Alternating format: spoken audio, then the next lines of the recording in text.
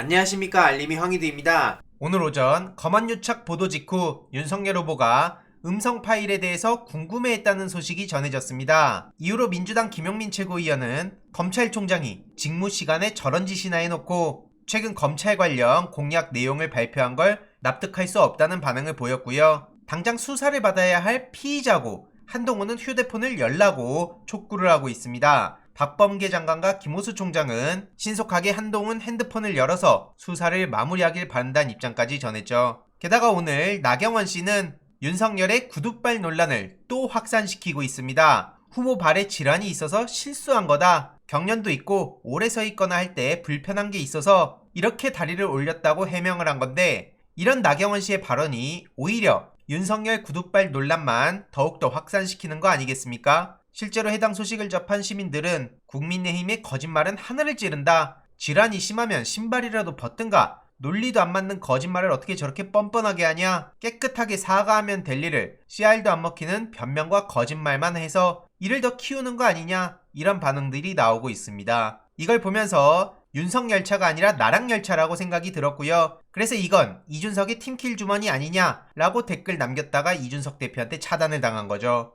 이준석 대표도 웃긴 게 최근 윤석열 후보의 공약집에 오또케라는 표현이 들어가서 여성 비하 논란이 확산됐는데 거기엔 개준숙이란 말도 들어있다. 그래서 여성 비하 아니다. 이런 해명을 해서 이 또한 논란을 키우고 있습니다. 게다가 최근 이준석 대표가 고민정 의원을 조롱하지 않았습니까? 여기에 동물 단체들이 공동 성명을 통해 이준석 대표의 발언을 규탄했습니다. 무려 183개의 동물 단체에서 이준석 대표의 발언에 규탄 성명을 낸 거고요. 저런 식으로 매도하고 조롱하는 이준석 대표를 보면서 사과를 요구한 거죠. 절대 사과 안 하고 말도 안 되는 논리를 들이대면서 양비론을 펼치고 또 조롱하고 뒤로 빠지겠죠. 그게 그의 특징 아닙니까? 반면 이재명 후보는 개식용 금지 논의를 공약하고 길고양이 학대 등 동물학대 예방에도 관심을 가져오고, 이런 식으로 야생동물 보호와 살처분을 포함한 동물 방역도 대선 공약에서 논의하고 있다고 입장을 전했습니다. 그래서 이재명 후보와 윤석열 후보가 비교가 될 수밖에 없다는 거고요. 제1야당의 대표는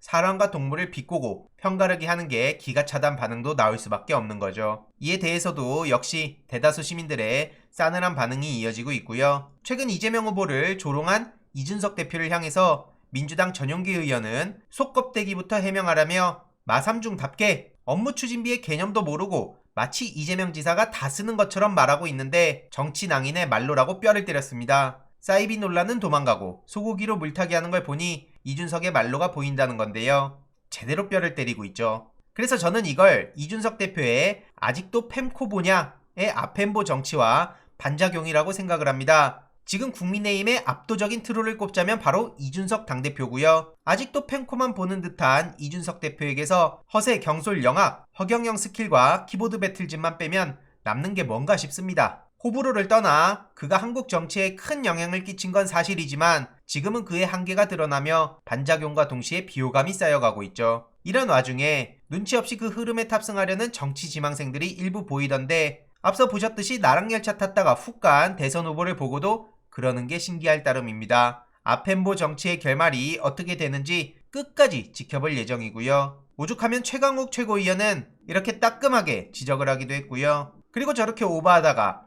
윤석열 노마스크 유세와 인도 위를 저렇게 킥보드로 질주하는 국민의힘 유세원들 많은 비판을 받고 있습니다. 최근 조원진 후보도 윤석열 후보를 강하게 비판을 하면서 윤석열은 적폐라고 목소리를 높이고 있고요. 그 이유는 박근혜 형 집행정지 거부와 사저 공매를 한 게 모두 윤석열 후보였기 때문이란 겁니다. 게다가 방금 전 단독으로 경찰에서 불법 촬영 혐의로 국민의힘 비서관을 수사한다는 소식이 전해지기도 했는데요. 물론 저들의 실책에만 기대선 절대 안 됩니다. 최근 이재명 후보는 진보의 금기를 깨다 그러면서 토목건설에 대한 내용과 최근 법인세 인하 관련해서도 목소리를 높이고 있습니다. 취업의 남방 한계선을 뚫고 광역시급에도 법인세 인하를 적용하고 가덕신공항을 필두로 해서 정밀전자, 정밀기계 등의 수출 관련 기업을 유치하도록 노력하겠다고 목소리를 냈습니다. 지방 이전을 원하는 기업에게는 2030년까지 법인세를 완전 감면 검토하고 포스코와 같이 지역 기반 대기업이 서울로 본사 이전하려고 할 때 또 다른 혜택을 줘서 지방을 지킬 수 있도록 유도하겠다는 이야기까지 전한 겁니다. 지방경제 활성화의 중요성을 계속 강조하고 있는 거고요.